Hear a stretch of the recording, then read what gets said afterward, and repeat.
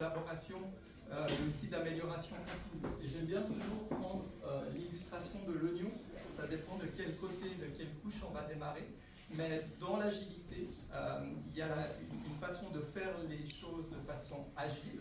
Donc on va plutôt être au niveau des outils, des process, des pratiques, des principes. Mais aussi une façon d'être aujourd'hui agile.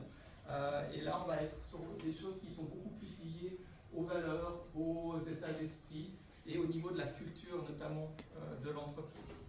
Donc les principes de l'agilité, on va vraiment travailler sur tout ce qui va être développement itératif, donc décomposer le projet en itérations plus petites et plus gérables quelque part. Tout ce qui va être réactivité au changement, être capable de pouvoir nous adapter rapidement et de changer éventuellement ses stratégies, ses décisions en cours de projet.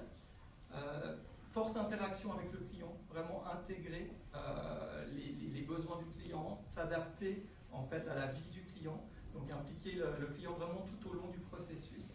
Et puis tout ce qui va être aussi amélioration continue, donc réfléchir régulièrement au processus et aux résultats pour les identifier.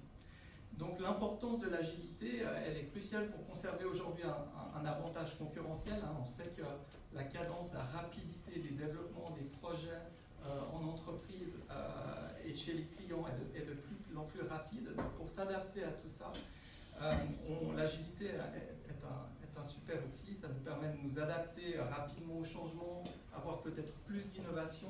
Et puis finalement, vraiment le plus important, c'est d'amener de la valeur ajoutée à nos clients. On a deux exemples pour illustrer ça, vous les connaissez certainement si vous êtes dans le domaine de l'agilité, mais si on prend par exemple l'avionneur Saab, qui a développé, on va dire, un nouveau jet de combat sur des cycles d'itération chaque fois de 3 semaines. Et puis le coût total, il était nettement inférieur, notamment au développement d'avions de type américain. Et puis plus récemment, peut-être un exemple avec Netflix, qui dans ses programmes originaux qu'elle développe, a un taux de réussite de 35% plus élevé par rapport à ses concurrents qui produisent le même type de production, simplement par la mise en pratique d'éléments agiles.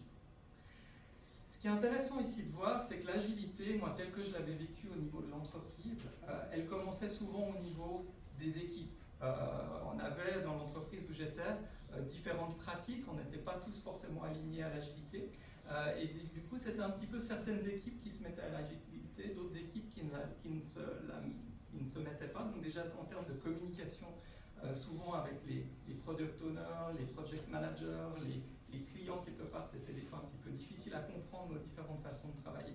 Donc là vraiment la question c'est comment est-ce qu'on peut amener ces pratiques au niveau plus global, au niveau de l'entreprise, que ce soit par exemple pour un programme, pour des portfolios ou au niveau de l'entreprise dans sa globalité.